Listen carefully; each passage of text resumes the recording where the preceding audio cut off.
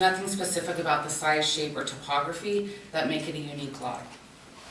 If the commission wishes to approve the variance, then they would need to make the findings that there are special circumstances with the property and make the 4 findings in the affirmative.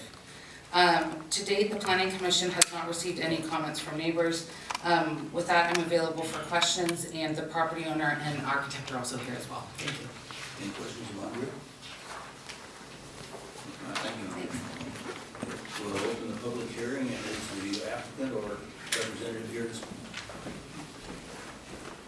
Good evening. I'm Stephen Schaup, and I, besides being an Eichler owner and passionate about multi-century architecture, the owner of the Building Lab, and we're the people who have been enlisted by Dow and Sherry Day to help them develop their recently purchased property. I think it's actually an important element that we're passionate about mid-century. It's one of the reasons that they hired us, and it's one of the reasons they bought the property. And in fact, it reveals a very holistic view of the property, meaning that rather than just looking at the property as a lovely piece of land that could be scraped clean and something new put there, rather they look at the property as intrinsically and integrally tied to the character of the house. And what they've charged us with doing is, in part, preserving that character. And the character of that house consists partly of its relationship to the land, the indoor-outdoor living that it affords, and perhaps most essentially the fact that it is a single-story residence. Beyond that, there are architectural qualities like the post and beam vaulted ceiling structure. But this house has sat there since 1959. It has not been updated. All of the systems need to be updated. All the surfaces need to be updated. So there's a thorough renovation that we've been charged with. Beyond that, they would like what I'm going to term a statistical update. And that statistical update is one in which we're bringing the square footage and the room qualities up to a 21st century standard, one which is enjoyed by the privilege of most of the residents of Atherton. And this is what drives us to want an addition. Beyond this, what they charged us with, in fact, was to maintain the character of the neighborhood. And this is actually defined in the general plan, so we've gone there to understand that.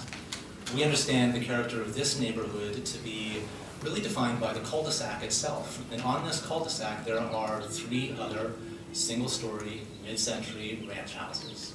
So in order for us to do anything that would, if we were to do anything, such as a second story, we would really disrupt that neighborhood character and quality. Also in the general plan, it struck us that the priority of privacy was utterly critical.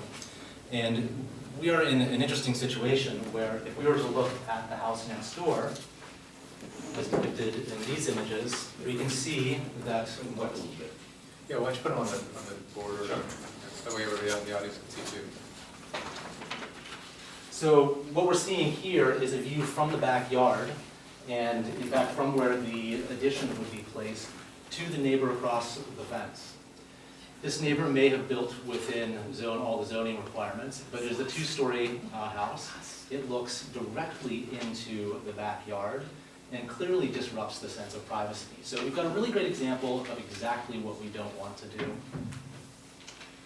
Also a part of our charge was to stay within the zoning laws, and part of those zoning laws include the setback, which has been spoken about.